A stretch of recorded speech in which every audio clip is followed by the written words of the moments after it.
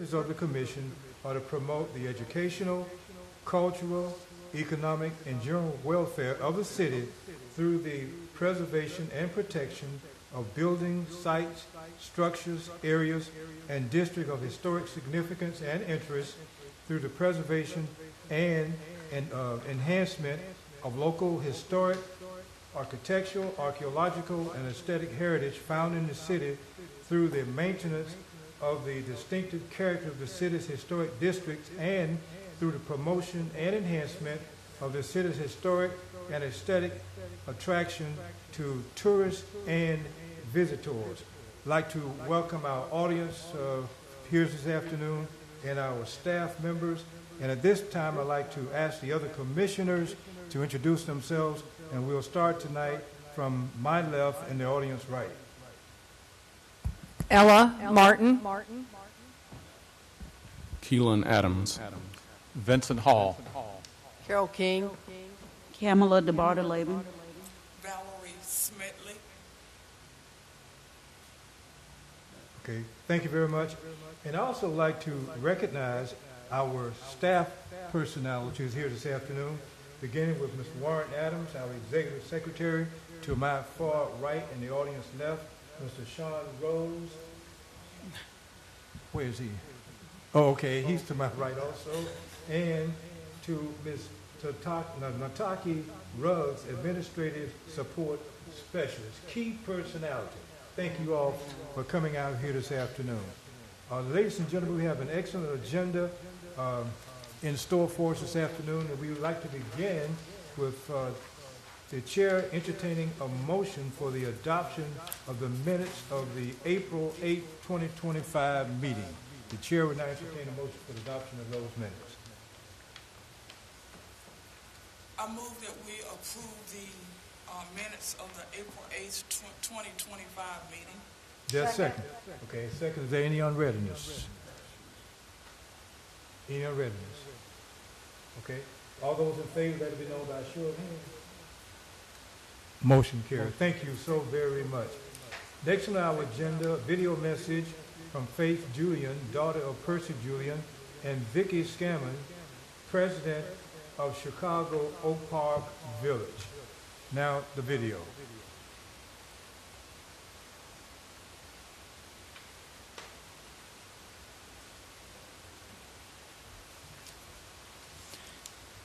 Yeah, Dr. Bailey, we may not have a way to actually display the video today. What I can do is we'll push this to the next meeting. But if you want to, maybe summarize what was said, I know I watched the video as well, but we can certainly come back to that and make sure that we do screen the video. Good enough. Let me just say something about the video that we'll show at our August meeting. First of all, Faith Julian is the only daughter of Dr. and Mrs. Percy Julian. He had two children, Percy Julian Jr. And Faith Rochelle Julian. And in the video, I'm proud to say that she talks admiringly about her father and his contributions. She has told me during more than one telephone conversations how frequently her father, Percy LaVon Julian, talked about that magnificent intersection of Hope Street and West Jeff Davis. She grew up hearing about Hope Street and West Jeff Davis. And he also talked about his father. His father, according to Percy Julian's daughter, was a mathematical genius. And that's where Percy Julian got his tenacity and his interest in mathematics from his father. And she said his father also played a musical instrument, and that's how Percy Julian wound up playing not one but two musical instruments. And to his good fortune, he used his musical skills as a way of earning additional income while he was at DePaul University by playing his saxophone at some of the dances that were held by some of the white groups on that campus.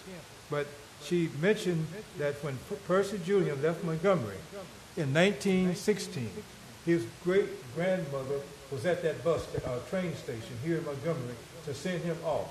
And when he came back in 1920, his great-grandmother was at that train station to welcome him. And she was telling me those kind of stories just to let me know just how close-knit that family was. And she said that Percy Julian gained his interest or acquired his interest in chemistry. One day, he was peeping through the windows of one of the white high schools here in Montgomery. There's only one at that time. And he saw all of his lab equipment. And he just fell in love with chemistry because of that wonderful lab equipment she said he saw that day. And the night watchman or watchman or the security person told him to get down from that window. And he did and went on about his business, but he never forgot that equipment he saw from peeping through the windows of that white high school. His parents wanted him to become an MD, a medical doctor, but he persevered in becoming one of the best-known chemists of his day. He was responsible for something like 162 scientific papers and more than 130 patents. For those persons who suffer from glaucoma, those persons who suffer from arthritis, they can thank Percy Julian for concocting a formula that the drug companies, the pharmaceuticals, if you will, use to distribute those remedies on a more price-reduced level because of what he did with steroids. And also during World War II, Percy Julian concocted a formula the Navy used to extinguish oil and gasoline fires. Along the way, Percy Julian became a millionaire. And my favorite Percy Julian story is simply this. He was interviewed for a job at Glidden Paint Company, and during the interview, he was offered the job, salary included. Percy Julian was so impressed with how much money Glidden Paint Company was going to pay him that he became intoxicated at this huge salary they were offering him. So he told the people, said, let me go home and think about it. Well, after a couple of days after he had not called them back, they were thinking he had turned the job down. So they raised his salary. And Percy Julian wound up working for Glidden Paint Company and having gotten a raise along the way without having set foot at one day's work because of the high salary they offered him and the fact that he took a couple of days to think about it, and they're thinking he was rejecting their offer, and they turned around and offered him an additional salary. So all those paint variations that people see along the walls that may have Glidden on the names of those cans, you can thank Percy Julian for that. And his daughter told me he's also responsible for that LCD in those television productions that he has not really gotten full credit for. So that's Percy Julian, and the video that you will see on the Vicki Scaman is a picture of Percy Julian's house, that magnificent structure that his daughter continues to live in. And that house must be worth a couple $1 million. I have to be candid with you. But the point of the matter is, and especially the meaning it holds for us as members of the Historic Preservation Commission, they are trying to preserve that home.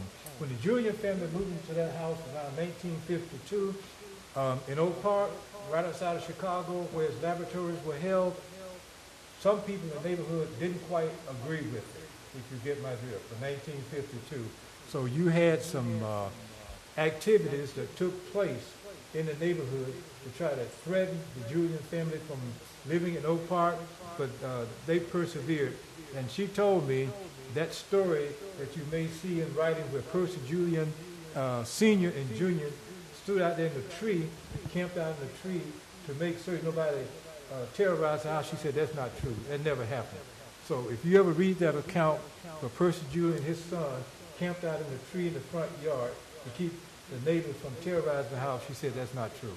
They did sort of maintain a vigilance regarding the threats they were receiving, but they never camped out in that house in the front yard. But there's a lot of stories about Percy Julian that I can tell that we'll wait for the video.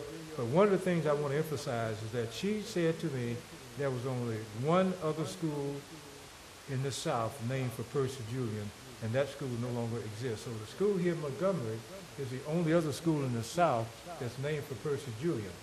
And I worked up a souvenir program for the day that we unveiled the historical marker, and I was fortunate, and I do mean fortunate, to put my hands on a graduate of the first graduating class from Percy Julian High School to write a statement in that souvenir program. So I might bring that to our next meeting just to let you see what this graduate of the first class of Percy Julian High School had to say. And by the way, she's an MD today, and she lives in Chicago. So let's move from number 2 to number 3. And by the way, any questions I'd like to ask me about Percy Julian before I leave Percy Julian? Well, Dr. Bailey, I did have the framed proclamation from the mayor's office for basically acknowledging April 12th as Dr. Percy LaVon Julian Day.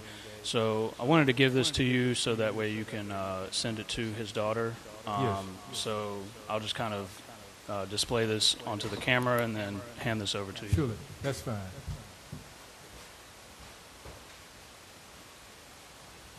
Okay. And what I'm going to do, I'm going to pass it from to my left, let everybody on the commission see it. And let me just say this before I leave Percy Julian. In one of my conversations with his daughter, I was told that she had not visited Montgomery since she was 2 years old. And she was born in 1944, which means that she had not been to Montgomery since 1946. And I said to her, and I said to the audience when we unveiled the historical marker, I'm going to try to do what I can to make certain that she visits Montgomery before 2025 is over. So I'll speak with her again in a couple of weeks and ask her what's an ideal time for her to visit Montgomery. But I think that she is due a visit in Montgomery, especially to visit the childhood home for her father and grandparents lived in, and to see that school that's named for her father. Okay? Report of the Education Committee. Okay, yes, I'll go ahead and speak on that. As we were able to meet some weeks ago, we had an initial meeting, and we were just trying to find out what suggestions we could have as far as outreach is concerned. And so we talked about quite a few things, and I'm going to read just a few of them from a list that I have, and then some of the others, they can kind of help me out with some things that I may end up missing. But some questions that we are basically trying to target for getting the people of Montgomery acquainted with the importance of historic preservation is how can we educate people effectively? So that's the first question. And then another question would be how can we gather people technologically and also at physical locations? So those were some things that we sought to address. Now, there was one, the first one that I proposed or suggested would be the capability of artificial intelligence. Now, of course, there are different channels that we would have to go through in order to get things approved. But at the same time, we see that it can be quite an effective tool. You're hearing a lot of talk about, it's kind of like a buzzword today, artificial intelligence. A lot of people are talking about it. But we do have the capability of it already, and that will be through a software by the name of Canva. And as Mr. Sean Rose, he informed us that he already has an account for that. So we're almost already there. But what we can do with artificial intelligence, because so people are already on social media, right? People are already on social media. They're already scrolling. A lot of people are getting their news from it. but we can actually place an avatar on the screen of social media and then have the avatar to actually speak for us. Okay, informing people about the historic districts, and then also especially some of the items, some of the things, the studies of the different historic districts that Mr. Rose has already put together. Well, the AI avatar can actually read that. And so I actually showed a full-blown sample of this and how it can work. So we were able to actually lay our eyes on it. So the capabilities are there. I'm just, informing us about that. So that's one thing. And as far as mass communication is concerned, communicating that to the people of Montgomery, we could do that. All we would have to do is set a schedule, something that won't be overwhelming, and then on top of that, it won't take much manpower, hours for that to happen. So I think that's really good.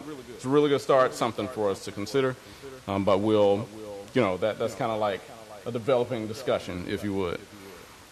And further outreach, there were,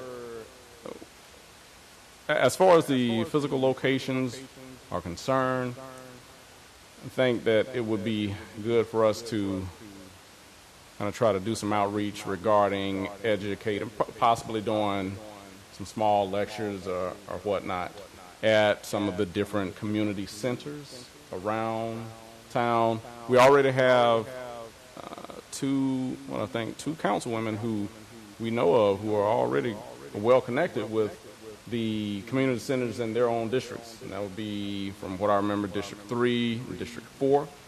And so I think that's something that we can utilize as a group, get people acquainted, get them educated, and help them to understand the importance of historic preservation. Another thing that came up would be the communication, also how we can get people. The end goal is for people to not only get educated, but to get them out to City Hall, get them talking about different things.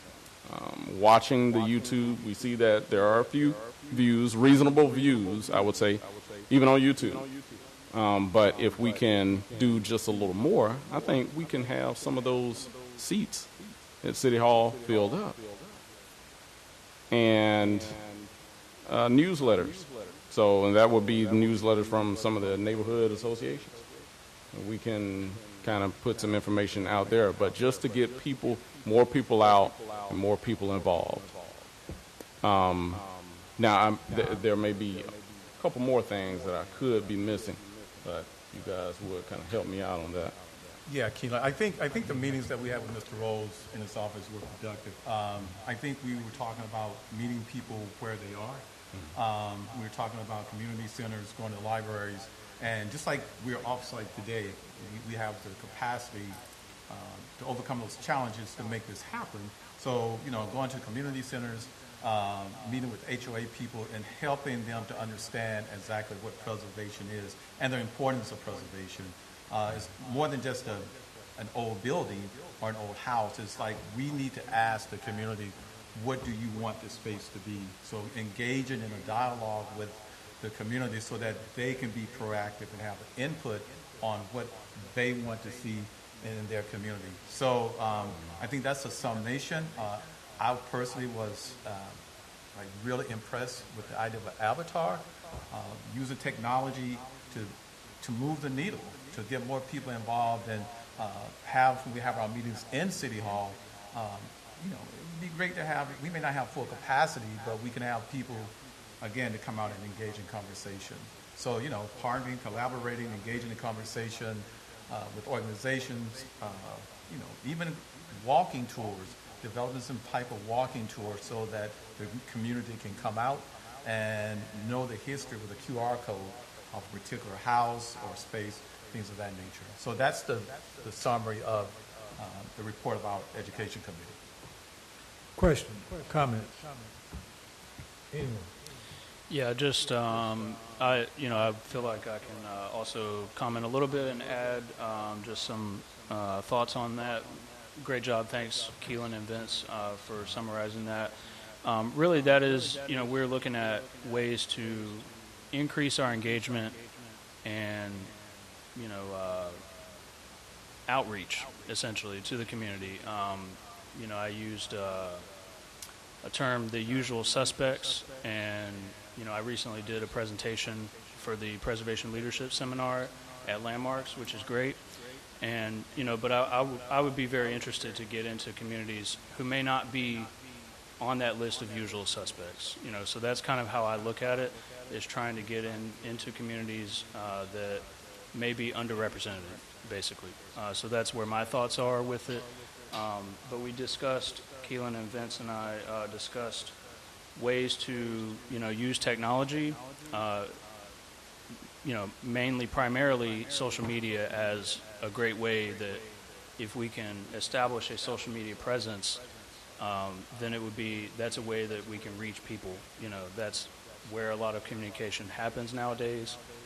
So I'm working to try and find out the city's social media policy to see if I'm able to just set up a social media account or if we need to go through our communications team.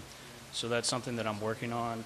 And we discussed ways to, I have a lot of materials such as the neighborhood spotlights that I did last year, in addition to other materials, the Preservation Leadership Seminar presentation that I did recently, that I would be interested to combine all of this into a package, basically, to, here's a workshop that we can use when we're at these community spaces. So that's kind of the rough idea, is to look at combining all these resources and materials together into a package that we can deliver to folks. Whether that's a brochure. We have some brochures already as well, so that may be part of it. But yeah, that's just in a nutshell the overarching kind of goal that I see for education as part of the Historic Preservation Commission. I see education and designation as really the kind of primary powers and duties, essentially, that we have as a board. And so I would like to definitely, activate those two goals and move forward. So we'll have more. We have another meeting scheduled, and we'll certainly keep updating as we move forward over the next few months. There was also a question that I wanted to use as a bridge to the next item on the agenda. Vince asked me something as sort of a question that people might have in the communities, which is how does a community become designated historic? And so I just wanted to give a little bit of a brief overview, not to be too technical, but the basic process is that it's a simple request. Someone can ask ask staff for us to research their community or their building. Once we do that research, then we will determine whether or not it meets the criteria. That's sort of a preliminary determination, though, because it's this board here, you all are the ones who actually determine, based on our research and a report that we would put together, if you all think that building or that place or that site meets the designation criteria. So, and this research will also entail an architectural survey, so we would put together photographs of the building, a site map, all those kind of things to document where the building is, what style of architecture is it, how many windows, all these kind of details, what materials is it made of. We would put together all that information. We're required to publish 2 consecutive legal notices of a public hearing, so we would do that in the lead up to the board considering an application for designation. At that point, once we have that legal notice, the HPC would hold a public hearing. You all would consider whether the place meets the criteria for designation, and then if you all decide that it does meet that criteria, then you would basically do a motion. We would give a recommendation that motion would go to City Council, and then City Council would take up the matter. They're the ones who would vote to approve or not to approve, whether something is historic. So in a nutshell, that's the process on how a community becomes historic. And so, I just wanted to put that out there. If anyone is interested, certainly reach out to us. I'm always available. I can provide my email, my phone number. It's 334-625-2041. That's my desk line. And if anyone has any questions, I'm happy to go through that further as well. So I just wanted to use that as a bit of a segue to the next item about the Designation Committee. So if we can have one of the members or both who were present for those meetings, we can kind of summarize and discuss what we talked about during those meetings as well. Okay, as we leave the Education Committee report, is there anyone else who has a question or comment? Throw out, yes. I have a quick question. I heard in the discussion that I think District 3 and 4 may have already established a relationship with like a community center or something. I think I heard someone say something of that nature. Is that right? Mm-hmm. Do you know which community centers we might be thinking of? Which community centers will have the most impact about what we're trying to do here? Oh, that's a good question. For the one that is in District 3, that would be. Houston Hill. I think so. It was the one that just finished the renovations. That's Marcia Marcia, Sheridan Councilwoman Marcia Johnson. Sheridan Heights. Okay. That would be one. What's the name of that one? Marcia Johnson. Okay. Oh, the community center. What's the name? The council person. Oh yeah. It's located in Sheridan Heights. Okay. And then the one in District 4, I think. Yeah, I think That's Miss Riley. Miss Riley, we were talking about Lovelace Community Center. Right. On Fred Ray. Yeah, they're pretty active. And in general, like the, sort of thought about community centers is that, for all intents and purposes, we're city employees, the staff of this board, and, the board itself, you all are appointed by city council. So we were thinking of community centers, which are undergoing many renovations and have been updated recently, as being a great place that, we as city employees, we should be able to, reserve space and, do events and that kind of thing. So I was just trying to think a little strategically about it, being that those are city resources that we can use potentially to get into the community and, get in front of people that might not always know what historic preservation is. Thank you.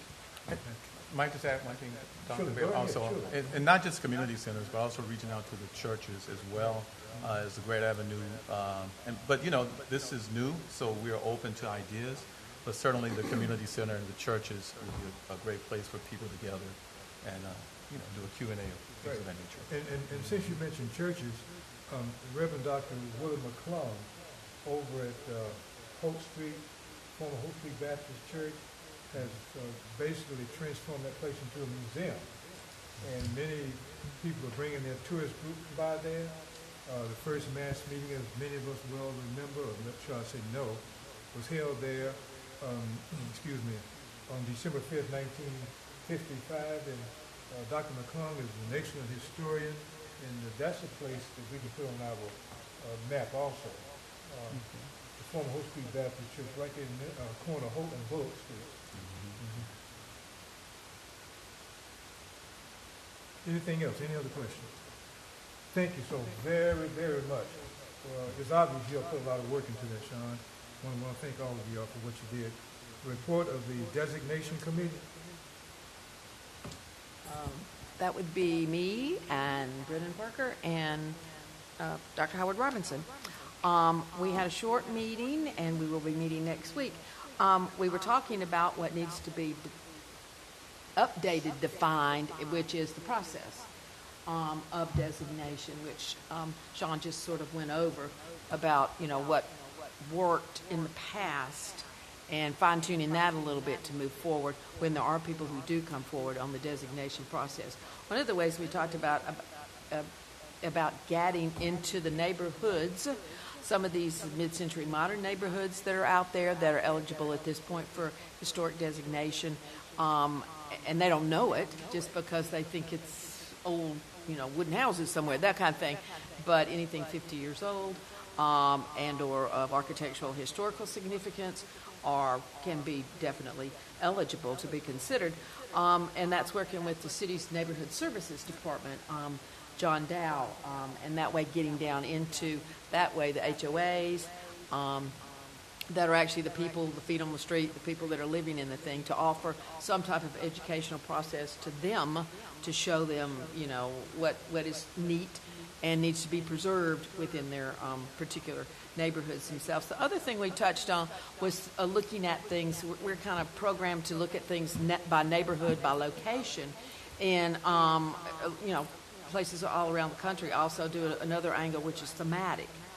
Looking at things, say, all the houses that were related to a certain particular person or movement or things like that, not location per se, but or an event as well. So that's a way to look at it. And also looking at commercial buildings, things we don't really think about that are of great historical significance, such as Garrett Coliseum, which is a fabulous piece of mid-century modern architecture that we don't really think about, but it is worthy of designation. City Hall, 1930s building, maybe even Oak Park. Oak Park has a really deep history about city expansion, the development of neighborhoods, the development of the trolley lines and transportation. It has a very meaningful civil rights angle as well. So they're all. It's definitely worthy of recording and putting the protection on it as well. And by that, being historically designated by the city of Montgomery is what puts the design review protection on it. We've been talking to the staff also with Warren about the possibility of anything that's actually put on the National Register automatically gets considered for local designation as well, which is where the actual design review protection comes on it. So that's something to think about for the future as well. And I think that's what I got here. Okay, Yeah. question?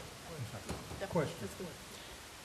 Yeah, thanks, Carol. Just again to add a little more to that, we discussed survey work, again outreach verbiage. So I see these two education as coming into play here as well, to help people understand what historic designation actually means. Sort of vaguely down the road, a preservation plan would be important as well. I think that kind of crosses, the boundary of these two topics, education and designation. Carol mentioned City Hall being a building that was proposed for designation in the past but did not get across the finish line. So I have some files on not just City Hall but other buildings like that that we're interested to revisit. That as well as Garrett Coliseum, which Carol mentioned. There's the Eastbrook suburban expansion of retail in the mid-20th century. Mid-century modern is a great theme that I think is due for some attention. Forest Hills, McGehee Estates, Edgewood.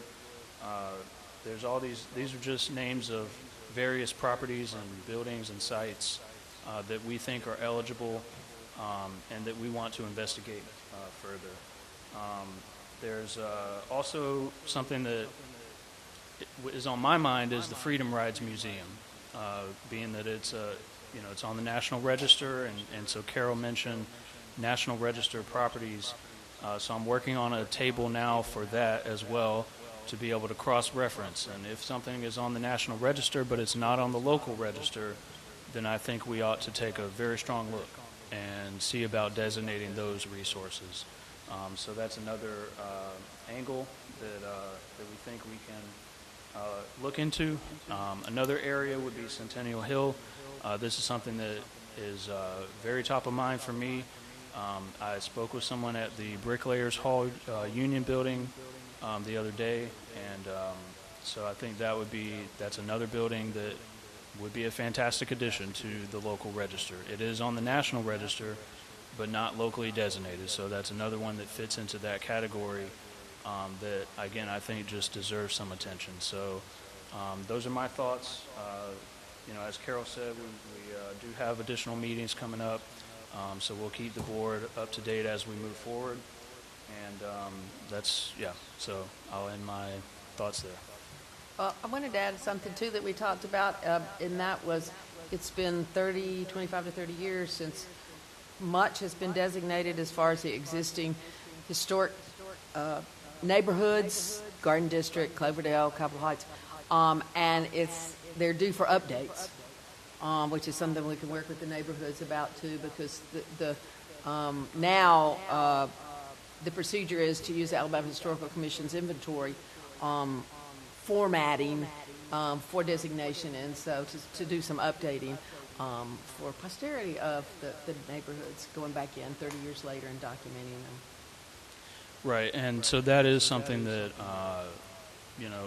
hopefully we can get some additional staffing for that, because it will be a lot of work.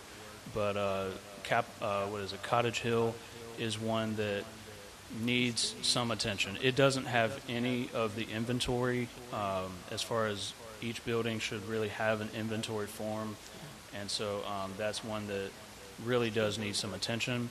And we have others as well. I was just looking at the Garden District today, which has the National Register boundary is different than the local boundary. And so when things are so out of date like that, the local register for the Garden District was in like 1980, 85, somewhere in there. Things change over time, and so that's what the survey is for, is to help keep that information up to date.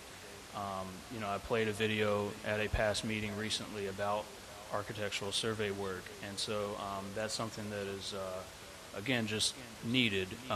So I guess the conclusion that I'll leave you all with is that there will be, forthcoming in the next, couple of years, there will be some, designations that are really expansions or updates, that it'll be the same neighborhood that's already designated, but we're looking at possibly updating the boundary of it. So that's something that we will be doing, moving forward as well. Sean, can you look at your budget and see if you have the kind of funding that would allow you to create a pamphlet where we can write up something about the Education Committee and the Designation Committee and disseminate to our council persons that information with the telephone numbers for the members of those committees? Can you look at your budget and see if you have enough money for that kind of funding for a pamphlet on our Education Committee and our Designation Committee that we would ask our council person to disseminate whenever they have a town hall meeting or whatever the case might be? Yep, we can do that. And one other thing I would say to both committees, in fact, everyone, the final decision on whether something is designated or not really rests with the City Council. So this is the time to start speaking to them and stressing the importance of protecting the history. Because, historic buildings can be used for a number of different uses, whether it's affordable housing or conversion to commercial. They're also fantastic, as you know, for heritage tourism. And so I would ask everyone, if you get the chance to speak to your councillors, to just, point out the importance of the history and the architecture, the importance to the city, because ultimately any designation really has to be approved by them. And so now would be a good time to just reach out to them and say,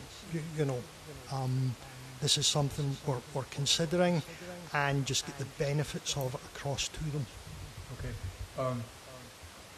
I hope that your committee people don't mind the telephone numbers being on those pamphlets. You don't mind? I don't. Okay, all right, good. We'll put their names on the pamphlet so that anyone who reads that pamphlet can contact them directly regarding their ideas, et cetera, et cetera. Any other question on the designation community? I have one question. Yeah. So that pamphlet, is that something we could leave Yeah. at a community center? Definitely. They can reach? Okay. Yes, but we're asking the council person to take the lead on that, but at the same time, I'm certain that you all will make enough copies for the members of the commission to have for their distribution purposes also, am I correct? And maybe I can suggest one other thing. As you know, we're updating the zoning code at the moment, and we're encouraging input. And one of the things we're doing is getting business cards made up with a QR code on them so that people can pick it up, scan the code, and see an online version. You could maybe do a similar thing, have the pamphlet online also, and get several thousand of the business cards made up and leave them, whether it's at meetings or city events as well, for people to pick up and just get their interest going, and also to let them know what's actually happening. Thank you so much. Thank you so much. Any other comments or questions regarding the designation committee? All right, number 5. Sean, you want to take the lead on that? Yeah, I can. So we have, this is the, so we have a draft memorandum of agreement related to the Montgomery Housing Authority's planned parking lot project. This is at the historic Parks Place community, formerly known as Cleveland Courts Apartments. And so we've, had them here a couple of times at the past few meetings, letting you all know what was happening with this. It's Section 106 of the National Historic Preservation Act. Basically calls for when there's an adverse effect that is found, when there's a federal undertaking, meaning that federal funds are being used in some way, then the agency has to consider the effects on historic properties. And so there was an adverse effect found to the view shed, to the setting of Parks Place, as well as the Southern Pride Elks Lodge across the street. So what you all have here is the draft version of the Memorandum of Agreement. I've been working with Jelani of the Housing Authority, as well as Leanne from the Alabama Historical Commission on this MOA. And so what we would like for you all to do is really review this, and if you have any comments or anything that you think we've missed, or any kind of actions that you would like to add, this is your opportunity to do so.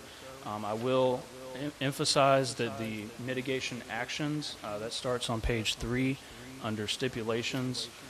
This is really the main part of this agreement. So these are the actions that once we have this agreement executed, the Housing Authority will be bound to complete these actions, and these are to mitigate that adverse effect that I mentioned that was found. So just in summary, we have the first action is softening the appearance of the parking lot. The AHC wanted to see some softening via a fence or a vegetative buffer, or they said preferably a combination of both. In the design of the parking lot, they also asked that any lighting would be low lighting at pedestrian level and directed away from residences or somehow otherwise shielded. That's the first action. The second one is a Parks Place historic marker, which again, this is a draft version of the agreement. The Housing Authority already has a historic marker for Parks Place, so we are not creating a new marker. Okay, I reviewed the text of the existing marker they have. It's still current. All the information is relevant on that. And so what we will be doing is refurbishing the marker and then reinstalling it. It's in storage currently, and so that's the second action, is to refurbish and reinstall the Parks Place historic marker. The AHC asked for a new historic marker for the Southern Pride Elks Lodge, so that's the third action. And then the fourth action is to update the state-level documentation for the Southern Pride Elks Lodge. And so that's the last action, which I have offered to help with that, with the updated state-level documentation. I am qualified under the Secretary of Interior Professional Standards for history research as well as architectural history. And so I've offered to complete that documentation That way the Housing Authority doesn't have to come out of pocket for the additional costs that would be involved with that. So that's in summary the agreement. I'll open it for discussion, but the end goal here tonight, we would like to basically reach a consensus that you all think this agreement is sufficient, and I'd like to get a motion done so that way we can have you all's agreement. And if you have any questions, we do have Jelani and Crystalline here from the Housing Authority, and we can certainly go through that as well. Okay, question. Sean, Yes. when Elks Lodge documentation takes place, can we designate it? It's very possible. It is, I believe it's listed on the state register, although it may have only been, I think it was eligible. So there was a survey done and it was found eligible, but I don't know that it was listed. And so That definitely be one to do. yeah, so I kind of left that off just to, because I don't know what the end result would be, but yeah, like that is, again, back to the designation piece, like if I see that it meets the criteria, which it probably does, then yeah, we would be interested to designate it, and we could use the research for that updated documentation to facilitate an application for designation. It's not necessarily the proximity to Park Place, but it has its own music and social history that's pretty significant. Right. Other questions, comments? Yeah, I don't know if this is for the Housing Authority or you, Sean, but as far as the fence goes, are we going to see like what type of fence we can use if that is the case? Or is it just a fence? Because I would imagine like a chain link fence, but it's soft. Yeah, that's a good point. This is sort of verbatim what the AHC said to me as far as what they would like to see for the softening. They said a fence or vegetative buffer. So that's a question that I can ask for them to clarify a little bit on that. And again, just so that everybody knows, the HPC is a consulting party to this agreement, and the AHC is another consulting party. So, again, I would like for us to reach a consensus. But yeah, that's something that I can ask the AHC, like, do we need to clarify that a little bit more as far as the fencing, what type of fencing? So yeah, I think that's a good point. I'll take a note to clarify a little more on that. Any other questions, comment? Anyone else? I have Yes, go right ahead. question. I noticed in the next paragraph, and it says duration, that this is going to expire within 3 years. This memorandum of agreement. For the Housing Authority, do you all have a projected time that this would take place to get all of this done? Is it going to take a year to get this? I can imagine the residents are probably concerned about, what's going on, how long it's going to take. So we need to make sure that they are protected, they are taken care of. So do you all have anything regarding that? Absolutely. As you mentioned, the Is there a residents. microphone close by? Oh, you got it. I see. I'm sorry. Are you picking me up? You picking me up, fine? Yeah.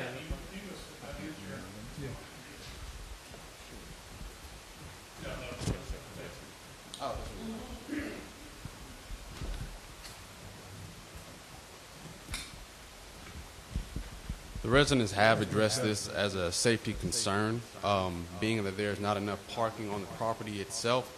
They often have to park on the perimeter of the property, on the street, which is a safety concern, cars being broken into, and also at risk of being towed. So we do not intend for this to take a year at all. We would like to get moving. The only thing that's been holding this process up is to be able to complete the environmental, and this Section 106 consultation is part of that. So as soon as this is approved and we can close this environmental out, we're prepared to move forward. It's in our plan. It's been budgeted. So, yeah, definitely breaking ground this year. To build a parking lot will not take a year. All right, thank you. You're welcome. Any other questions? I I have one question. Yes, go ahead. What is the entrance, what would be the entrance point to the parking Parking space? space. I have some, Do you have this? Oh, he's got it.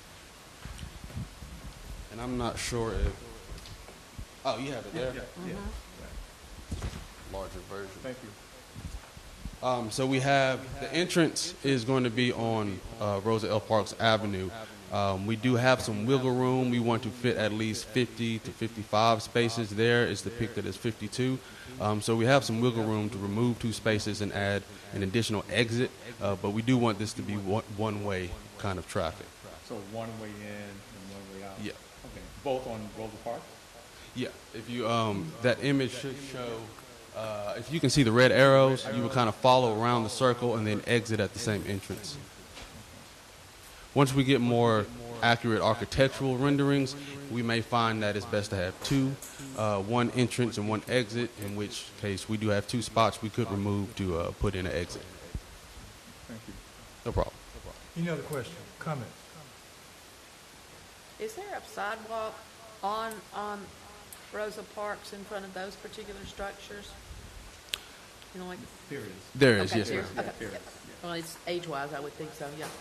So that's the route technically from, because, it's like almost a block to this furthest building, to walk itself. Yeah, we'll have to designate parking and make sure that, of course, the closest buildings have designated parking in that lot. Do you know how far, back, in terms of, if someone's making a turn into the space, how far back do they have to go so there's not a traffic jam? If I'm making... As far as being off the street? Yeah, how far back with the parking space, with a gate be? Is there a gate? Yeah, so you have to be able to have at least 1 car length off of the roads, about 40, I think, 25 to 30 feet off of the road. And so if you can, it may be hard to see in that image, but before the actual parking lot starts, there's more than enough space to get 1 full vehicle off of the road. So that there's not a traffic... Correct, Okay, correct, traffic absolutely. jam, traffic backup. Got it. Question, comment? Anyone? I have one question, I believe. I'm reading about the adverse properties, and the addresses are from 620 to 638, and I know 634 is included in that list of addresses. Can you define the adverse action that we're talking about here? Are you're referring to the Cleveland Court Apartments buildings? It says the plans may have some adverse effect on properties, addresses 620 to 638. Yes, our historical survey found that there would be an adverse visual effect, being that we're changing vacant lots into a parking lot. And so to mitigate those effects, the erection of the markers, the updating of the documents, and the installation of the softening of the parking lots via fencing and landscaping would be the mitigation effects to mitigate against the adverse visual effect. So in other words, we're not talking about demolishing any structure? No, sir. There are no structures on those lots. It's just vacant land. We're not demolishing any structures. Okay. Good enough. Yeah, this is just to emphasize the significance of this and the urgency of it. There are only about 90 spaces on the Parks Place property. There are 150 dwelling units. Those 90 spaces also include staff parking and visitor parking. So the need is absolutely necessary. Right. Okay. Good enough. Thank you. Anybody else? Okay. So Sean, we need to vote on this? Yeah, if we can just, do a motion basically to approve the draft version of the MOA. Okay. The chair will now entertain a motion to adopt the draft as it is written, as it is currently written, since there are no objections. And if I can just add, if we can put into the motion, just subject to the question on the fencing, we can approve it, Okay. Subject to clarification Regarding on the the fencing question. Okay. Good enough. Is everybody in agreement with that? All right. Chair will now entertain such a motion.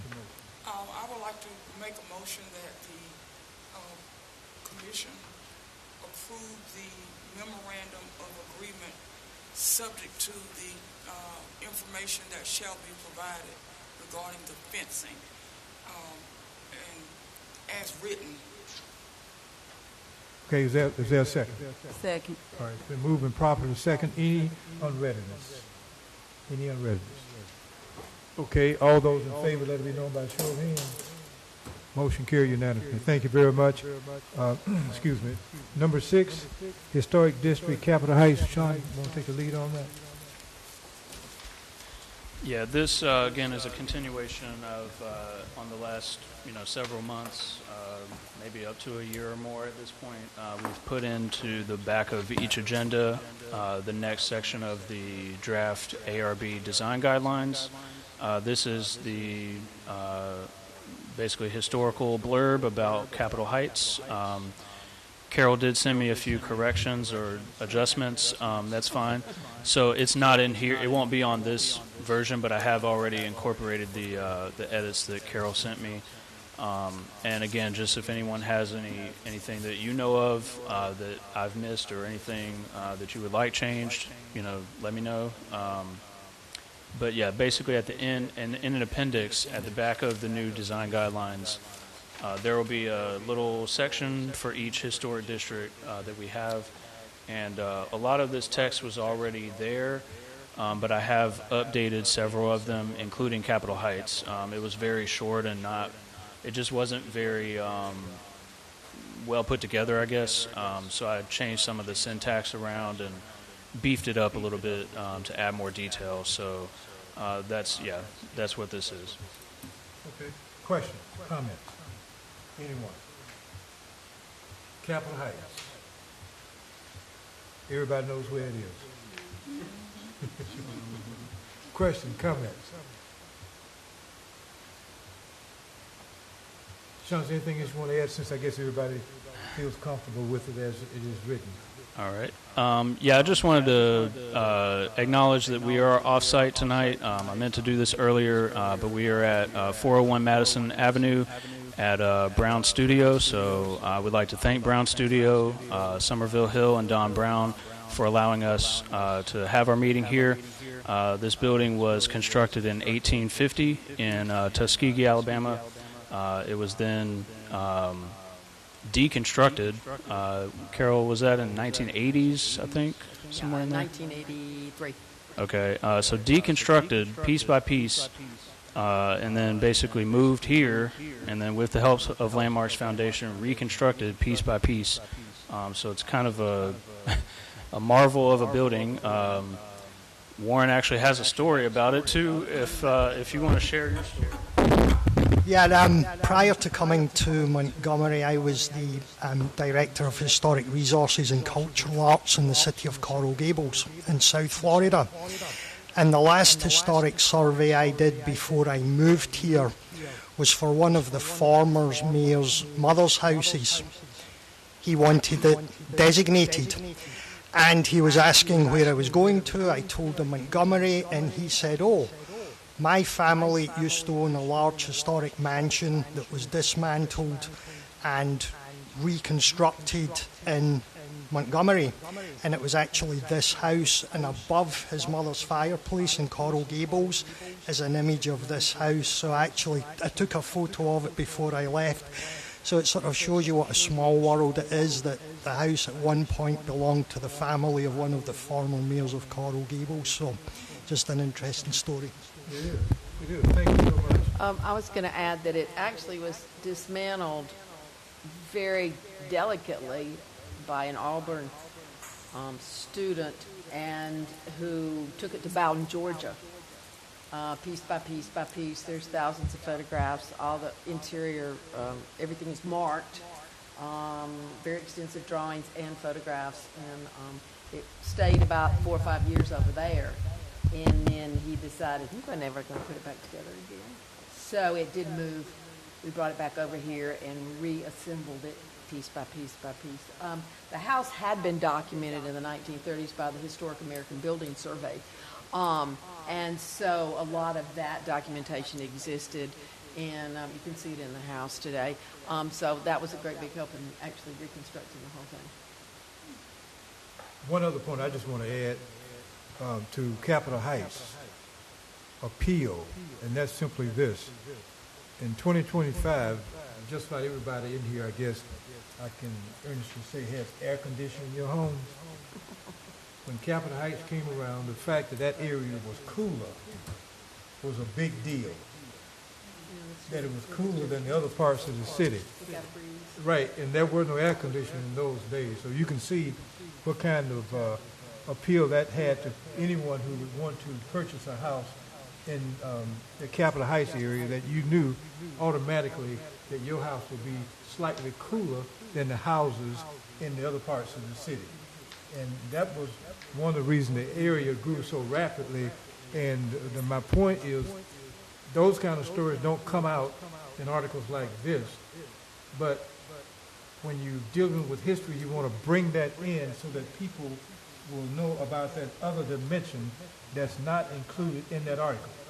In 1916, 1908, to have a hot house, as some of the old people would say, that was a big deal. And when you could buy a house that was cooler than the other houses, that means you had some kind of, shall we say, an advantage over the other people. In other words, you had some bragging rights. And that's what Capitol Heights was able to do, was to have some bragging rights regarding the other houses here in Montgomery. Okay? Capitol Heights. Not too far in front of us to our east right now from where we're sitting. Okay? Anybody else has a comment regarding Capitol Heights? All right? Well, since you mentioned it, I did. Okay. History continues to be collected, and I had sent something to Sean this week, one of the folks, Scott Pierce in Cloverdale, who continues to do history on Cloverdale, brought to us just last week a newspaper article from 1920 where 6 women in Capitol Heights were the first women in the state of Alabama to cast votes. It was a municipal election for the city of Capitol Heights, and they were voting for the mayor. And there were only 6 of them, but they got out and voted once they had the right to vote. So. Okay.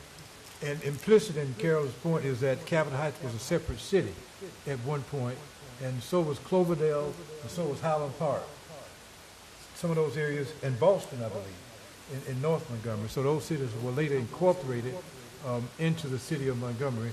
And when you drive through Cloverdale, when you drive through Highland Park, when you drive through Capitol Heights, you can get a feel, if you look carefully and closely enough, that you are leaving one segment or section of the city for another section of the city, especially when you drive through Cloverdale.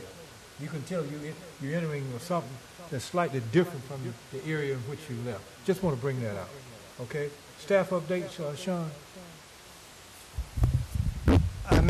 Just an update on well, it's not really an update, the grant we were awarded for the National Register survey of Mobile Heights and Carver Park. There's still no movement on it. You all know the issues with grants at the moment. I did reach out to someone in another state who was awarded a similar grant. They're in exactly the same position as us. They were told they had won the grant money, and they have not heard anything since, and this was back in January.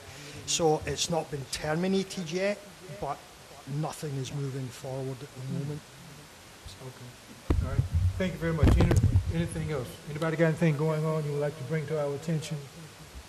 Any events coming up you'd like to bring to our attention? Okay, I'd like to thank all of our other commissioners from coming out tonight, and our representative from the Montgomery Housing Authorities and our other staff meeting. With that being said, this meeting is hereby adjourned. Thank you, everybody.